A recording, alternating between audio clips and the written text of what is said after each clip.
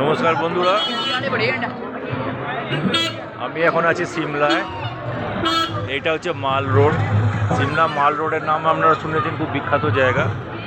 হ্যাঁ, এখানে সবাই ঘুরতে আসে এবং এখানে ছবি তোলে এবং এখানে যা কিছু কেনাকাটা করে এই সিমলা মাল রোডের নিচে আছে লোহার বাজার। লোহার বাজার থেকে আমরা কিনতে পারেন। আপনাদের যেটা দেখাচ্ছি, এই দেখুন, এই একটা চার্চ।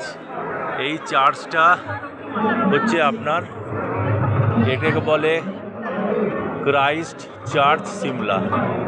এটা প্রায় আপনার 200 বছরের পুরনো এবং যখন তৈরি হয়েছিল তখন এটা 50,000 টাকা খরচা করে তৈরি হয়েছিল এবং এটা হচ্ছে নর্থ ইন্ডিয়ার সেকেন্ড ওল্ডেস্ট চার্চ।